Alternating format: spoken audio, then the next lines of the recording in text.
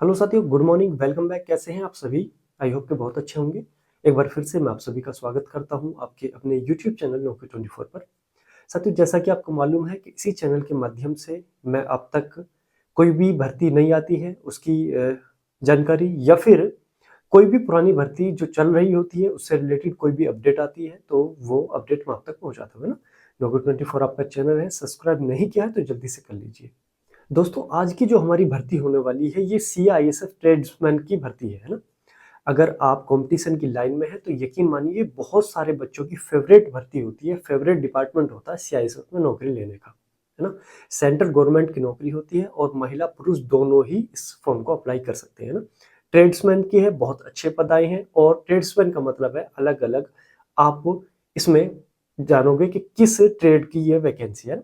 नौकरी 24 आपका चैनल है, सब्सक्राइब नहीं किया तो जल्दी से कर लीजिए और चलिए शुरू करते हैं आज की इस वीडियो को। हाँ तो दोस्तों, CISF कांस्टेबल ट्रेड्समैन, कौन सा?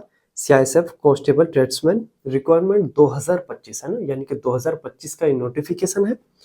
अब जो हमारी CISF होती है, सबसे पहली चीज होती है कि इसकी फुल फॉर्म आपको मालूम होनी चाहिए, क्योंकि जो डिपार्टमेंट में हम फॉर्म सबमिट करने वाले हैं उसके बारे में हमें जानकारी होनी चाहिए कि आखिर हम डाल रहे हैं फॉर्म तो डाल किस चीज कर रहे हैं, है ना। तो इसकी जो फुल फॉर्म होती है वो होती है साथियों, सेंट्रल इंडस्ट्रियल सिक्योरिटी फोर्स, है ना। CISF यानी कि सेंट्रल इंडस्ट्रियल सिक्योरिटी फोर्स इसकी फुल फॉर्म होती है।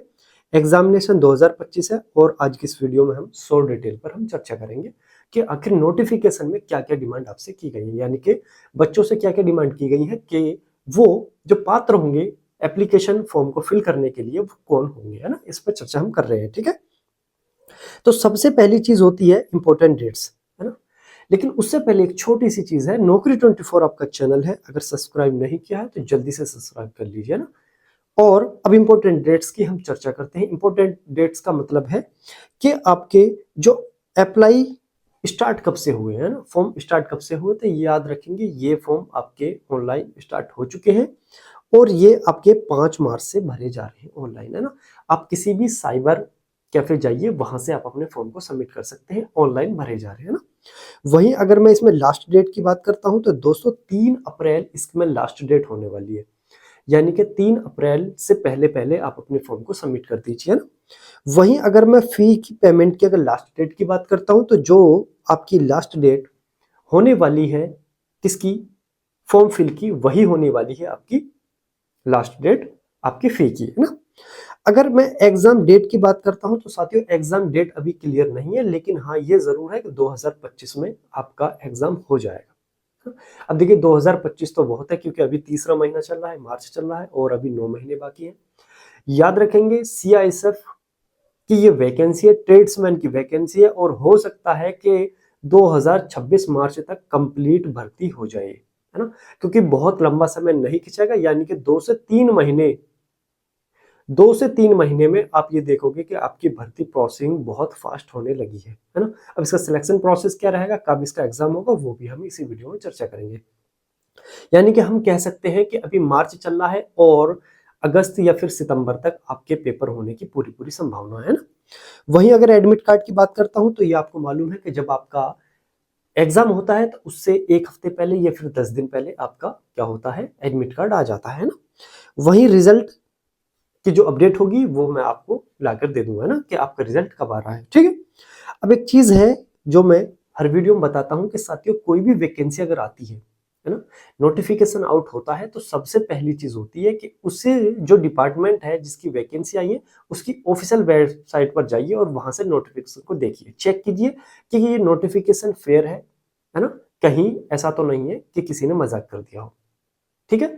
याद रखेंगे ऑफिशियल वेबसाइट पे इसको क्या करना है, आपको आपको कंफर्म करना है कि क्या वाकई ही भर्ती आई है या ये जो नोटिफिकेशन है जो देख रहे हैं हम कहीं ये गलत तो नहीं है ना। याद रखेंगे इस चीज को।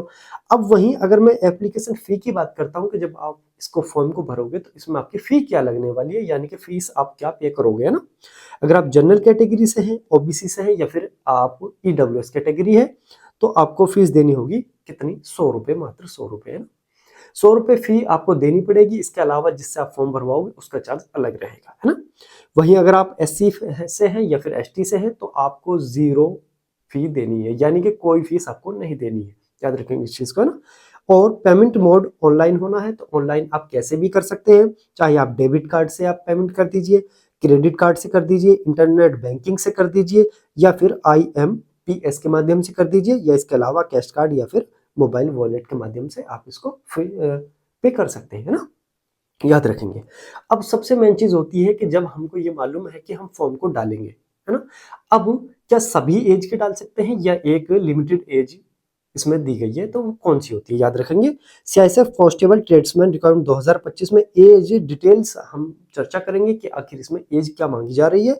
और याद रखेंगे एक चीज और कि 1/3/2025 को आपकी आयु की गणना इसमें की गई है ना, यानी कि जो आयु की गणना होगी 1/3 यानी 1 मार्च 2025 को होगी, ठीक है। कम से कम 18 वर्ष होनी चाहिए और अधिकतम इसमें 23 वर्ष आयु इसमें मांगी गई है ना। और साथ ही साथ OBC, SC या फिर ST इनके लिए अलग से आयु में छूट होती है। जैसे कि आपको मालूम है सेंट्रल गवर्नमेंट की भर्ती है तो OBC के लिए 3 वर्ष की छूट होती है, OBC के अलावा SC और ST के लिए 5 वर्ष की इसमें छूट दी जाती है ना। इस चीज को भी अच्छे से समझ लीजिए। जो अधिकतम आयु होती है जैसे जनरल कैटेगरी के लिए या फिर EWS कैटेगरी के लिए जो अधिकतम आयु है 23 वर्ष, उसमें OBC के लिए हो जाएगी 26 वर्ष और SC या फिर ST के लिए हो जाएगी कितनी, 23 5 28 वर्ष। इस चीज को याद रखेंगे, ठीक है। अब साथ ही साथ एक चीज और समझ लीजिए कि CISF कांस्टेबल जो ट्रेड्समैन है इसका अगर मैं एज की बात करता हूं तो रेगुलेशन पर डिपेंड करेगा, और रेगुलेशन कहता है कि OBC के लिए 3 वर्ष की छूट देंगे और SC ST के लिए हम कितने वर्ष की, 5 वर्ष की हम छूट देंगे, है ना। अब सबसे इंपॉर्टेंट चीज हो जाती है कि आखिर इसमें पद कितने हैं, है ना, कितनी पोस्ट पर नोटिफिकेशन आउट हुआ है। तो याद रखेंगे आपके जो टोटल पद हैं वो हो जाते हैं 1048 यानी कि 1048। अच्छे पद हैं, बहुत सारे पद हैं, आपको सिर्फ एक पद पर आपको सिलेक्शन लेना होता है ना। एक वैकेंसी के लिए आपको लड़ना है और 1048 में से 1047 दूसरे के लिए छोड़ दीजिए, एक वैकेंसी पर आप लड़ाई लड़ेंगे, है ना, उसी पर आपको सिलेक्शन लेना है। ठीक, आगे बढ़ते हैं। अब दोस्तों हमने ये तो जान लिया कि 1048 पद है ना, और ट्रेड्समैन के हैं। अब कौन कौन सी ट्रेड्स हैं वो भी समझ लीजिए।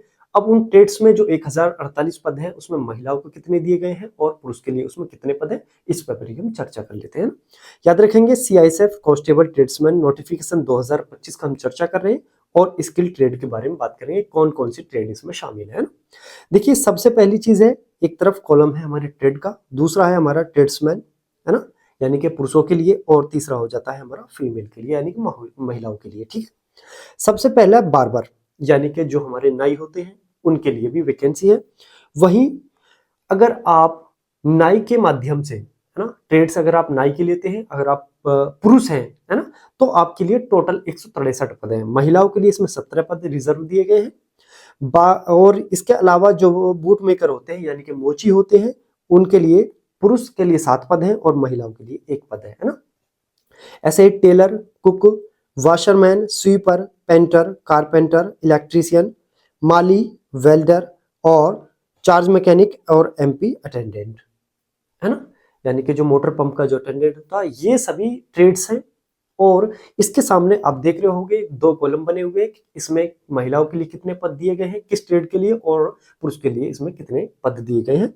इतना समझ लीजिए कि इन सभी ट्रेड्स के लिए जो पुरुष की जो टोटल वैकेंसी हो जाती है 945 पद, है ना, 1048 में से 945 हो जाती है पुरुषों के लिए और वहीं 103 टोटल पद हो जाते हैं महिलाओं के लिए, इतनी ट्रेड्स में, है ना, याद रखेंगे टोटल हो जाते हैं 1048। अब जब दोस्तों हम इस फॉर्म को डालेंगे तो जाहिर सी बात है कि बिना पढ़ा लिखा तो इसको फॉर्म को डालेगा नहीं, है ना, पढ़े लिखे ही इस फॉर्म को सबमिट करता है। जो अच्छा क्वालिफिकेशन रखता होगा वही इसको सबमिट कर सकता है। अब क्वालिफिकेशन में एक लिमिटेड होती है कि किस वैकेंसी में क्या आपसे क्वालिफिकेशन मांगी गई है।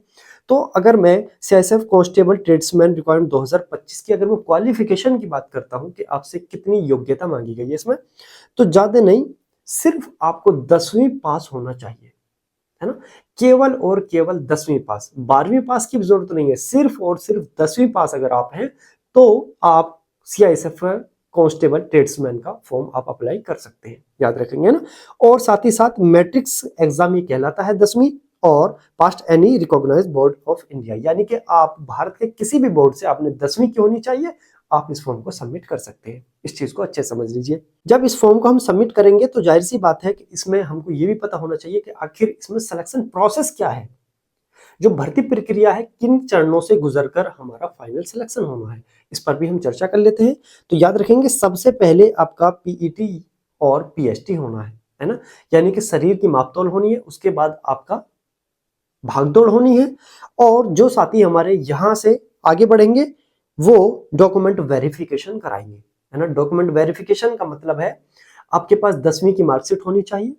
साथ ही साथ एक चीज और अच्छे से समझ लीजिए कि जो आपकी आईडी होगी, डेट ऑफ बर्थ जो आपकी मांगी जाएगी, वो आपकी जो चेक होगी वो होगी आपकी 10वीं की मार्कशीट होनी चाहिए आपको, है ना। उसके आधार पर आपकी आयु जो हो वो चेक होगी, है ना। और इसके अलावा अगर आप इस भर्ती में कोई भी छूट चाहते हैं, जैसे ईडब्ल्यूएस, है ना, ओबीसी, एससी या फिर एसटी, उनके पास अपना प्रमाण पत्र होना चाहिए, यानी कि सर्टिफिकेट होना चाहिए, कास्ट सर्टिफिकेट। साथ ही साथ आप भारत के किस राज्य से हैं, किस जिले से हैं, किस गांव से हैं, किस कस्बे से हैं, उसके लिए आपके पास डोमिसाइल यानी कि निवास प्रमाण पत्र आपके पास होना चाहिए। आधार कार्ड आपके पास होना चाहिए, पैन कार्ड आपके पास होना चाहिए, फोटो, ये सभी डॉक्यूमेंट्स आपके होने चाहिए आपके पास। इस चीज को अच्छे से समझ लीजिए। और उसके बाद हो जाता है फिर आपका ट्रेड टेस्ट, यानी कि क्योंकि आप ट्रेड्समैन में अप्लाई कर रहे हैं तो आपका ट्रेड टेस्ट होगा। ट्रेड टेस्ट यानी कि जैसे कुक की अगर वैकेंसी के लिए आप अप्लाई करोगे तो आपसे खाना बनवाया जाएगा। अगर आप मोची के लिए अप्लाई करोगे तो आपसे जूतों के बारे में पूछा जाएगा, पॉलिश से कराई जाएगी, है ना, जो भी है उसमें। या अगर आप नाई के लिए अप्लाई करोगे तो आपसे कटिंग कराई जाएगी। अगर आप स्वीपर के लिए करोगे तो वहाँ सफाई के लिए, है ना। या जिस भी ट्रेड्स में आप अप्लाई करोगे, है ना, तो उससे रिलेटेड आपसे क्या होगा, प्रैक्टिकल या फिर थ्योरी बेस पर आपको क्या होना है, ट्रेड टेस्ट होना है। ठीक है। जो यहां से क्वालिफाई कर जाएंगे वो जाएंगे हमारे अगले स्टेप पर, यानी कि आपका रिटन एग्जाम पर। अब रिटन एग्जाम जो होगा वो 4 विकल्प दिए जाएंगे, उनमें से किसी सही विकल्प का आपको चयन करना पड़ेगा, यानी कि ऑब्जेक्टिव क्वेश्चन होंगे, बहुविकल्पीय क्वेश्चन होंगे, है ना। इस चीज को याद रखेंगे। और जो आपका पेपर होगा ये आपका ओमआर यानी कि ऑफलाइन भी हो सकता है, ऑनलाइन भी हो सकता है। नोटिफिकेशन में क्लियरली नहीं दिया गया है, दोनों ही चीज दी गई है। ऑप्शन है या फिर ओएमआर से भी हो सकता है या फिर हो सकता है किससे, कंप्यूटर बेस्ड। ठीक है, याद रखेंगे इस चीज को। इसके बाद जब आप एग्जाम क्वालिफाई कर लेते हैं तो उसके बाद आप जाएंगे अगले स्टेप, यानी कि मेडिकल की तरफ। और जो साथी हमारे मेडिकल भी क्वालिफाई कर जाएंगे यानी कि पास कर जाएंगे, फिर वो जाएंगे कहाँ, फाइनल मेरिट। और जो फाइनल मेरिट में जिसका नाम आ जाएगा उनका हो जाता है सिलेक्शन, है ना। तो पहले ही मुझसे आप एडवांस में ही आप बधाई ले सकते हैं, कॉन्ग्रेचुलेशन, है ना, याद रखेंगे। आप इस कॉन्ग्रेचुलेशन जो मैंने आपको बोला है इसका आप मान रखोगे और अच्छे से तैयारी करोगे, आप एक आप पद पर अपना सिलेक्शन जरूर लोगे, है ना। 1047 दूसरों के लिए छोड़ दोगे, आप सिर्फ एक पर ही लड़ाई लड़नी है। ठीक है। अब याद रखेंगे, देखिए इतना जो हमारा सिलेक्शन प्रोसेस होता है, जो सबसे मेन चीज होती है इसमें होता है पेपर का पास करना, है ना, यानी कि एग्जाम क्वालिफाई करना। तो एग्जाम के बारे में हम चर्चा कर लेते हैं कि जो हमारा एग्जाम होना है वो कौन कौन से सब्जेक्ट होंगे, कितने नंबर का होगा, कितना समय, जो भी है निगेटिव मार्किंग है नहीं, उस पर हम चर्चा कर लेते हैं। ठीक है। एग्जाम पैटर्न पर हम चर्चा करेंगे। तो एग्जाम पैटर्न में सेक्शन है, नंबर ऑफ क्वेश्चंस है, नंबर ऑफ मैक्सिमम मार्क्स है और ड्यूरेशन है। देखिए जो नोटिफिकेशन में दिया गया है उसी पर हम चर्चा कर रहे हैं, ये कोई अपने पास से बनाई हुई चीज नहीं है ना। अब नोटिफिकेशन में दिया गया है कि आपके जो सब्जेक्ट होंगे वो मैथ, रीजनिंग, जीके, हिंदी या फिर इंग्लिश, ये आपसे सब्जेक्ट है। इन सब्जेक्ट से आपके क्वेश्चन पूछे जाएंगे और साथ ही साथ जो इसमें क्वेश्चन होंगे वो 100 क्वेश्चन होंगे और 100 ही नंबर के होंगे, यानी कि प्रत्येक प्रश्न 1 नंबर का होगा, निगेटिव मार्किंग नहीं होगी, है ना। अब ये चीज क्लियर इसमें नहीं हो पाई है कि किस सब्जेक्ट के कितने क्वेश्चन होंगे, लेकिन ये है कि 100 क्वेश्चन आपके आएंगे और इसमें जो 100 क्वेश्चन होंगे इनके लिए समय भी दिया गया है, कितना, 2 घंटे यानी कि 120 मिनट का। अब 4 सब्जेक्ट हैं आपके पास, मैथ, रीजनिंग, हिंदी या फिर इंग्लिश, और इसके अलावा आपकी जीके, है ना। जीके में करंट अफेयर शामिल होगी, याद रखेंगे इस चीज को, अच्छे से तैयारी कर लीजिए। वही सिलेबस है जो कंपटीशन की लाइन में क्या होता है, कंपलसरी होता है आपको पढ़ना, यानी कि इक्वल है, सभी के लिए समान है। अगर आप कंपटीशन की लाइन में आते हो तो मैथ आपको पढ़ना पड़ेगा, जीके आपको करनी पड़ेगी, रीजनिंग आपको करनी पड़ेगी और हिंदी या फिर इंग्लिश, है ना। ये एक ऐसी चीज होती है कि आपको लगभग आती है और थोड़ा सा और कर लोगे तो आप इसमें भी सिलेक्शन आप अपना ले लोगे। इजी पेपर आएगा, हार्ड पेपर नहीं आएगा, क्योंकि ट्रेड्समैन की है तो ट्रेड्स पर ज्यादा फोकस दिया जाएगा, याद रखेंगे इस चीज को, है ना। आगे बढ़ते हैं। अब साथियों बहुत देर हो गई चर्चा करते हुए इंपॉर्टेंट पॉइंट्स पर, है ना। अब इससे भी ज्यादा इंपॉर्टेंट पॉइंट्स आता है जिसके लिए हम कर रहे हैं कि आखिर वेतन क्या मिलेगा। नौकरी लगने पर हमारे तनख्वाह क्या होने वाली है ना, याद रखेंगे। इसके बारे में हम चर्चा कर लेते हैं सैलरी के बारे में। देखिए ग्रेड पे यानी कि पे लेवल की अगर मैं बात करता हूं तो 3 इसका पे लेवल है, और इसकी जो सैलरी बनने वाली है 21,700 रुपए से लेकर 69,100 रुपए तक इसकी सैलरी बनने वाली है। यानी कि जो बेसिक आपको रहेगा फर्स्ट वेतन का वो आपका 21,700 रुपए रहेगा। साथ ही साथ जो इस समय 53% आपका लगा हुआ है डीए, है ना, वो इसमें इंक्लूड होगा। इसके अलावा एचआरए होगा, इसके अलावा अदर जो अनाउंस होते हैं, भत्ते होते हैं वो, यानी कि आपकी लगभग 40,000 के आसपास कर पहली तनख्वाह आपको अकाउंट में आ जाएगी। इतनी शानदार वैकेंसी है, समझ लीजिए, इतनी अच्छी सैलरी है, और सेंट्रल गवर्नमेंट के महिला पुरुष दोनों इस फॉर्म को अप्लाई कर सकते हैं। बिल्कुल देरी ना करें, अगर आपके मन में कोई संशय है तो उसको निकाल दीजिए और इस फॉर्म को सबमिट कर दीजिए, है ना, याद रखेंगे। आई होप कि आपको समझ आया होगा कि इसमें कितना वेतन आपको मिलने वाला है ना।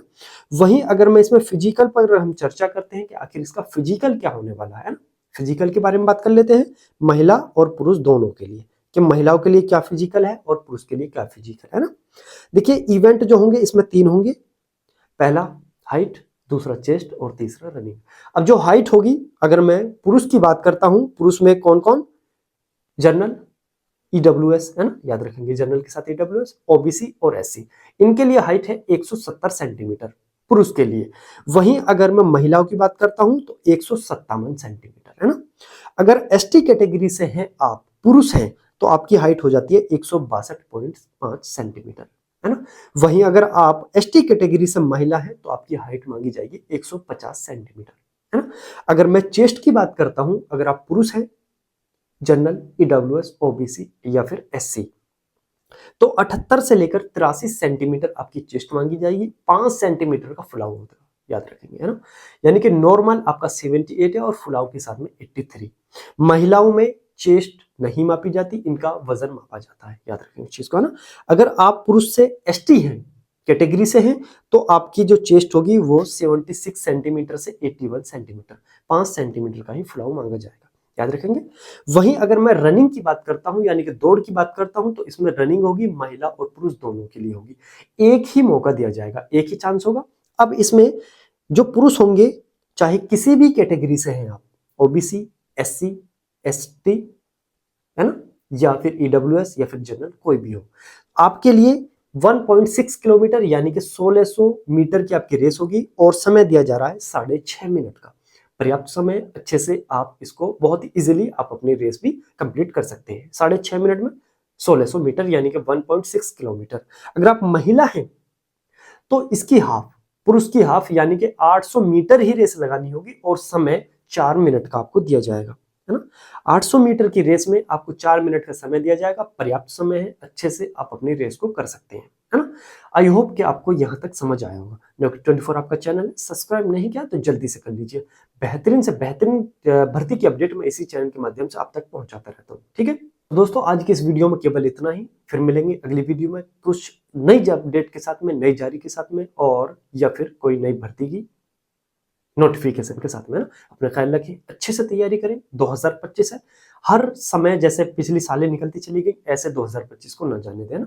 आप बेरोजगार थे 2025 से पहले, लेकिन 2025 में आपको रोजगार लेना कंपलसरी है, क्या कंपलसरी है, ठीक है। चलिए अपना ख्याल रखें, जय हिंद, जय भारत।